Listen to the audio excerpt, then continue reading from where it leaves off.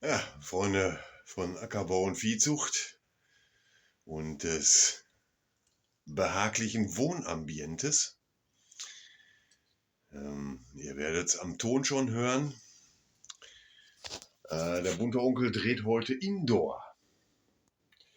Und zwar geht es um den kleinen Otto hier unten. Warte. Ich mache mal kurz ein bisschen hell.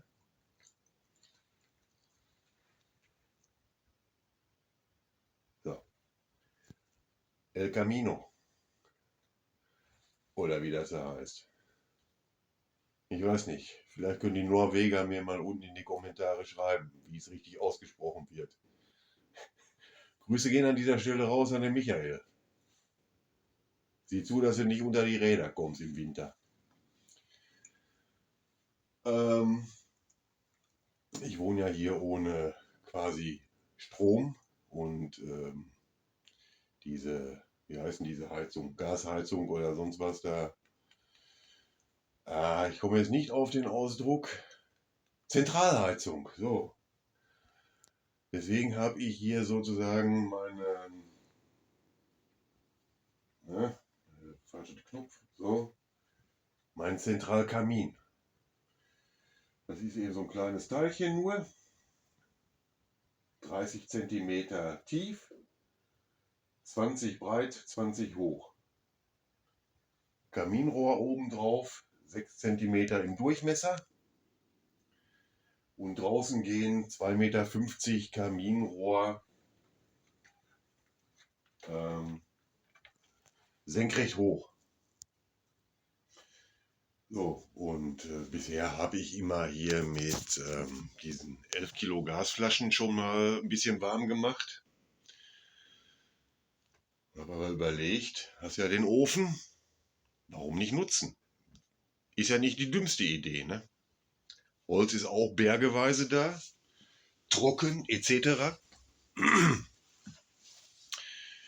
Und ich wollte einfach mal den Otto antreten. Mehr wird's nicht. Jo, so, ich setze mir mal die Stirnlampe auf, dass man auch ein bisschen sieht, was ich hier treibe. Und ich auch sehe, was ich hier treibe. Das ist eben hier das kleine Öfchen. Da ist jetzt Asche von neulich drin. Die mache ich da raus. Hier mit so einem Kratzer.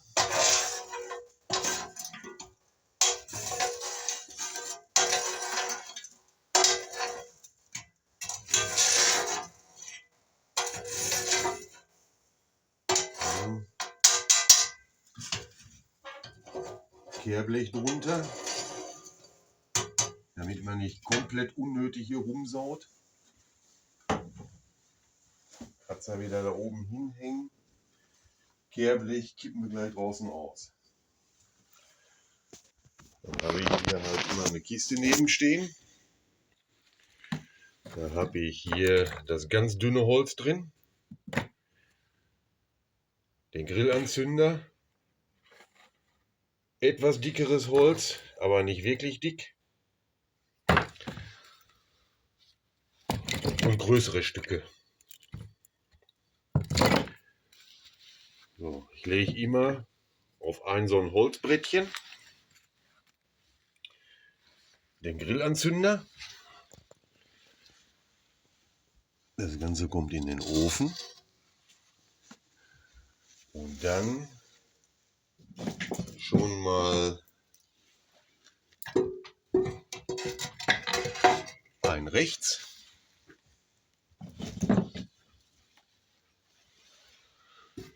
Ein links. So. Der gefällt mir heute so nicht. Genau, Ast nach hinten. So. Ja, und dann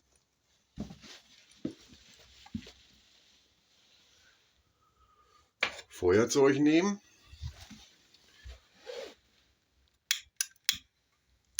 Grillanzünder entfachen.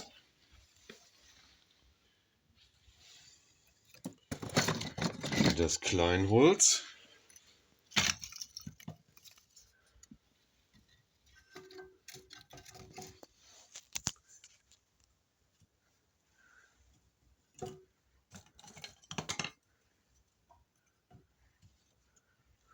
Ein bisschen über Kreuz, dass die Flamme noch überall schön durchziehen kann.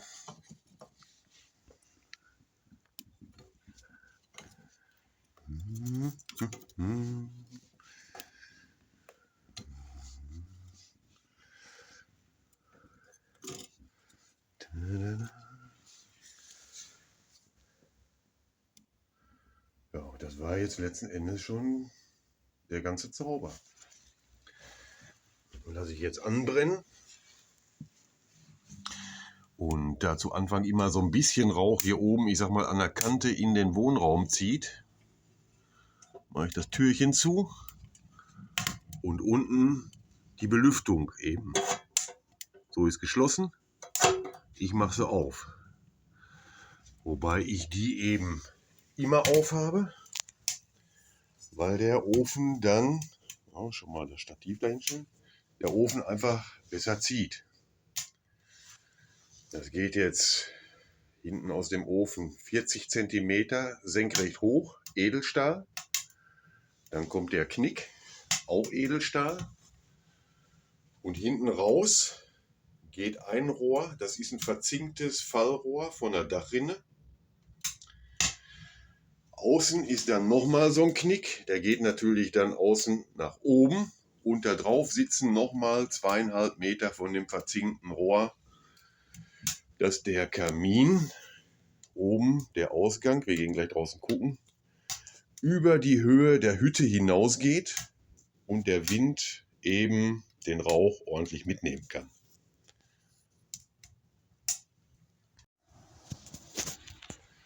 So, ich zeige euch das. So. Hier kommt das Ganze eben aus der Wand raus. Das sieht ein bisschen wild aus. Das sind 2 Ytongsteine, habe ich eingesetzt, neue, weil ich ein kleineres Loch brauchte, als das vom Vorgängerkamin war. Habe die auch richtig festgemacht, dass die nicht rauskippeln können und auch nicht reinkippeln können. Und auch das Rohr, wie man hier sieht, das sieht jetzt auch ein bisschen wild aus. Im Hellen ist aber tatsächlich gepflegter. Lochband quer rüber, einfach mir schlichtweg erstmal mit einem Draht, wie immer. Weiß der Bauer keinen Rat, nimmt der Draht, fixiert.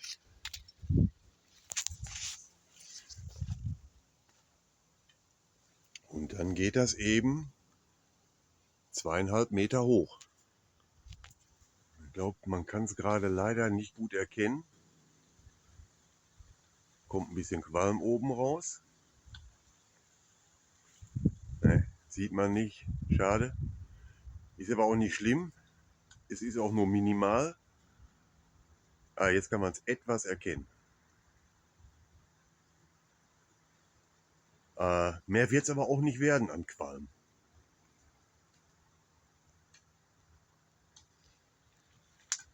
Ja, das will ich noch alles in, sag ich mal, noch etwas schicker dekorieren, sozusagen. Diese langen Drahtstücke abkneifen etc. Aber das war jetzt erstmal sozusagen nur zur Probe. Und auch mit dieser Lochbandverspannung, da kommt noch was anderes hin. Eine starre Aluminiumstange, die geknickt wird und da hängt er dann drin. Ja, aber das Hauptthema ist ja der Ofen in der Bude. So. Knackt und knistert vor sich hin. Feini, feini.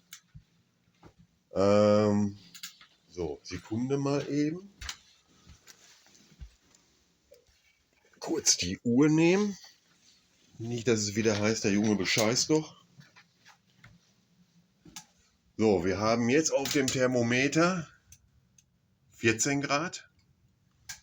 Ich stelle die Uhr daneben. So. 20 nach 9 oder 22 nach 9.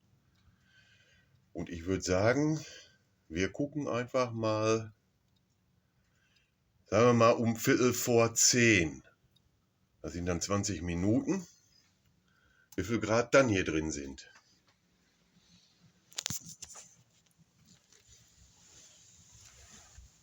Söderle.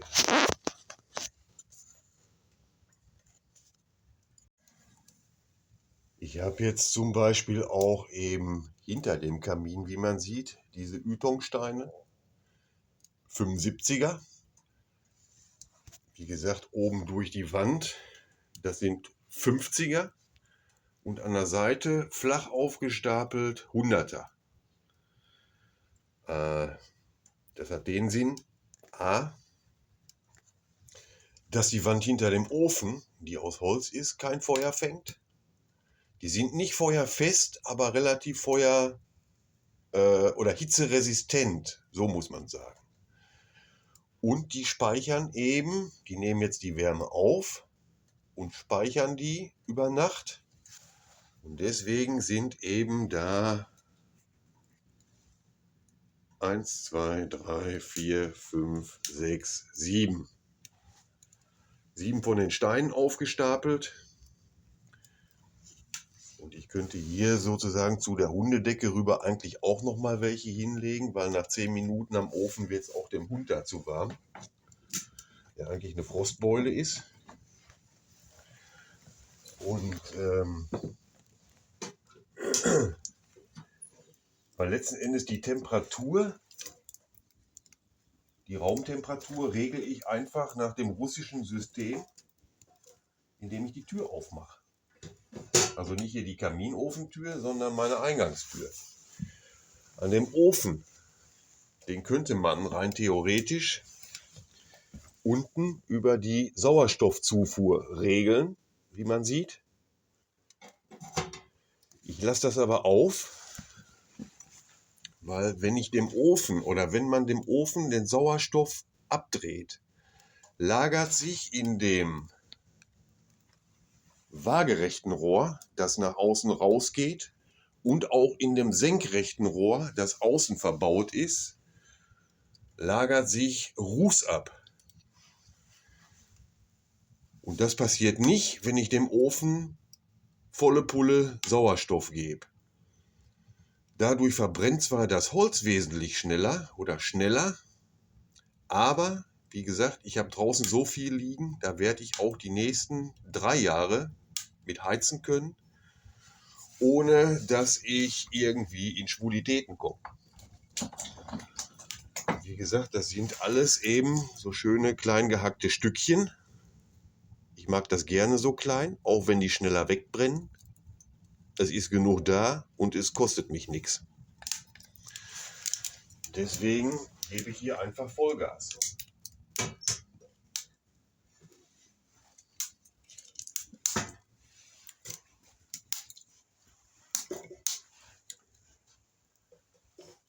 Das ist alles Nadelholz und wie man gerade gesehen hat, spritzt da auch schon mal ein bisschen Glut raus. Aber wenn man das im Auge behält, oder man sieht eben, ich habe ja unten unter dem Ofen eine feuerfeste Fermazellplatte. Und vor dem Ofen hier selber liegt eben diese Fußmatte. Die werde ich aber noch austauschen die Tage. Das ist ja hier alles noch nicht 100% fertig. Und dann ist das hier alles feuerfest gearbeitet. Auf dem Ofen selber steht jetzt halt das Kesselchen, der aber hier bei mir nicht als Luftbefeuchter fungiert. Ich sag mal, Schimmel muss ich hier nicht unbedingt züchten. Bin froh, dass ich den losgeworden bin, der hier so ein bisschen sich breit gemacht hat. Ich will mir gleich halt einen Tee machen und deswegen habe ich da oben meinen Decathlon Edelstahlkessel drauf. Und wenn das Wasser gleich kocht, gibt es einen kleinen Aufguss. Ja, was gibt es noch zum Ofen? Der ist von der Grundfläche her eben so groß wie ein DIN A4 Blatt Papier. Und vom Gewicht her letzten Endes auch nicht viel schwerer. Also der wiegt keine 3 Kilo. Ist eben so ein Zeltofen eigentlich, aber ich habe den hier als stationären Ofen erstmal eingebaut. Gedacht war er mal für meinen Schäferwagen, aber deswegen eben die Uhr und das Thermometer, will ich euch zeigen, was das Ding hier, die Hütte, heiß macht. Ich habe den die Tage schon mal getestet und hatte eben eine Innentemperatur von 32 Grad. Da kann man sich schon mal schön nackig machen vorm Ofen. So, ich mache mal hier das Licht aus, das brauchen wir glaube ich nicht mehr. Ja, so ist auch schon gleich viel lauschiger. Und eben ansonsten für Lauschigkeit halt habe ich mir hier 2 Öllämpchen. Das, was gerade draußen so hell war, das ist die Lampe mit Bewegungsmelder, die über Solar funktioniert. Und wenn ich was lesen will oder zeichnen oder irgendwie ein bisschen Schriftkram, habe ich eben meine Stirnlampe auf und das reicht mir. Ich finde das halt extrem nett mit diesem kleinen Sichtfensterchen, das auch, wenn ich dem Ofen eben ordentlich Sauerstoff gebe, immer klar ist. Und wenn ich halt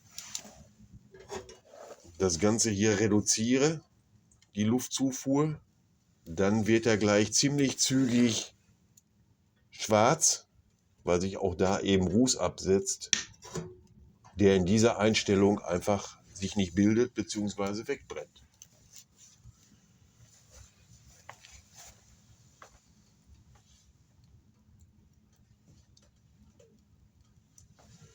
Ja, wir lassen das Ganze einfach mal so ein bisschen auf uns wirken. Und wie gesagt, gleich schauen wir dann einfach mal, was das Thermometer sagt. In ungefähr einer Viertelstunde jetzt.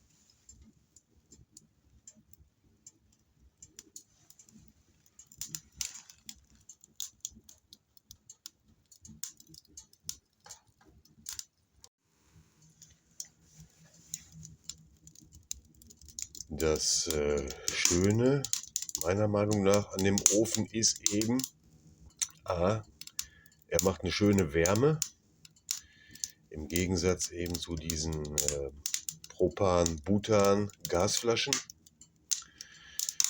Und ich sag mal, die ganze Atmosphäre eben, dieses Knistern, das offene Feuer, das sind eben so Sachen quasi, die meiner Meinung nach so unsere Urinstinkte ansprechen. Auch wenn wir sowas gerne mal verleugnen. Das ist eben wie, wenn irgendwo ein Feuer gemacht wird, da versammeln sich alle drum und alle sitzen da und gucken sich das an, wie das Feuer gemütlich vor sich hin brennt. Und das ist einfach behaglich und früher hat das eben auch Schutz versprochen, so ein Feuer. Also damit hält man dann schon mal die Wölfe fern. Sind hier drin jetzt nicht so ganz häufig vertreten. Und eben das Schöne an so einem Ofen ist, ich kann oben, hier ist ja, ich habe jetzt das Kesselchen draufstehen, aber ich kann auch, ich nehme mal stellvertretend die Pfanne. Ich kann auf dem Ding auch zum Beispiel, entweder jetzt oder sollte mal irgendwann Zombie-Apokalypse oder irgendein Tornado oder Krisenzeiten im Allgemeinen, kann ich auch direkt drauf kochen. Ich kann das halt oben einfach so auf den Ofen stellen oder ich habe mir hier so einen Nagel krumm gebogen, kann ich das halt auch rausnehmen, diese runde Metallplatte, und das Ganze direkt draufstellen. Dann wird es noch heißer und geht noch schneller. Ich sag mal, kochen, braten, ohne Deckel.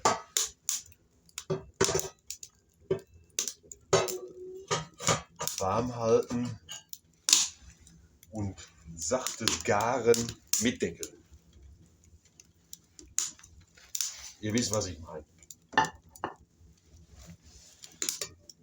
Ansonsten eben halt Kesselchen drauf, Wasser kochen, Tee schlabbern.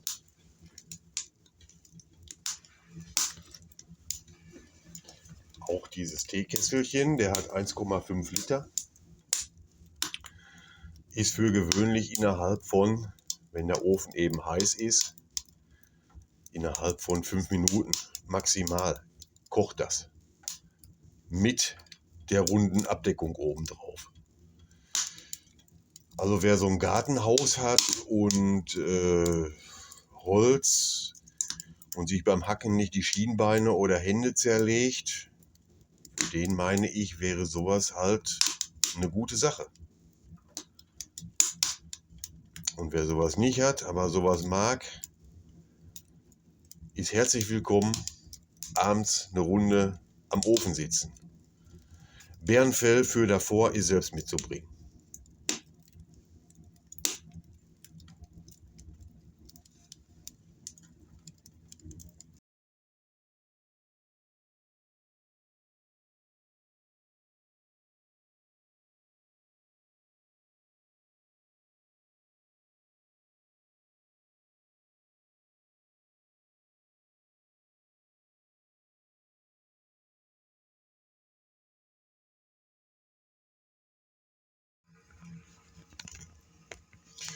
Jo, so. Ich weiß nicht, ob man das erkennen kann, aber das Kaminrohr glüht. Noch so ein bisschen erkennt man es. Ich glaube, das kommt hier auf dem Bildschirm violett rüber, ist aber rotglühend. Das ist halt, weil er ordentlich Luft kriegt.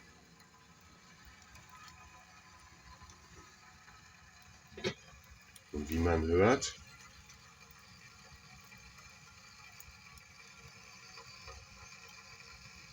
köchelt auch das Wasser in dem Kessel schon.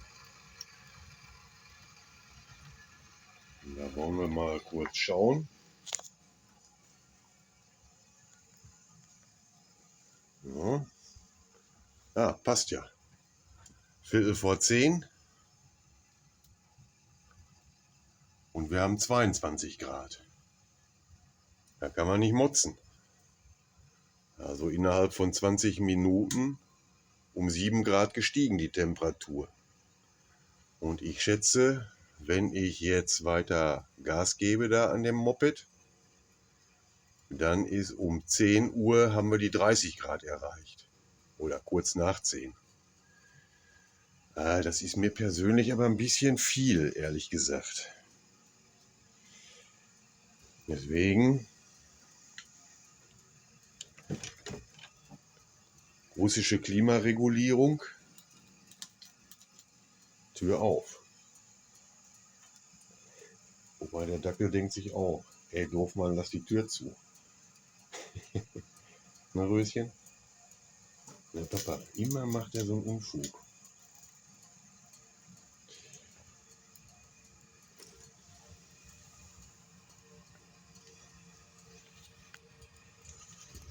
Ja, das war im Prinzip das Ding zu dem Ofen hier. Wie gesagt, wer davor sitzen möchte und sich die Füße oder Nase wärmen, herzlich willkommen.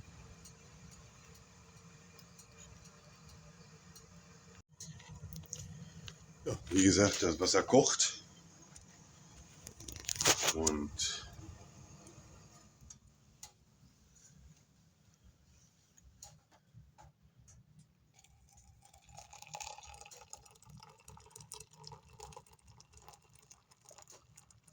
ein kleines Teechen.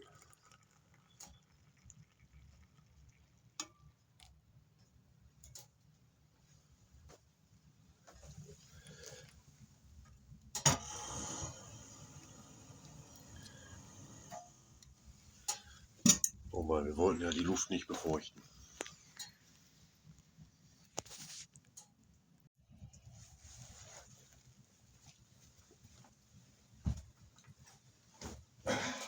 So. Ja, ich würde sagen, wie immer, bleibt mir treu, empfehlt mich weiter, macht den Unfug nicht nach. Und ich werde mir mal mächtig heiß, meinen Tee schmecken lassen und den Abend ausklingen. In dem Sinne.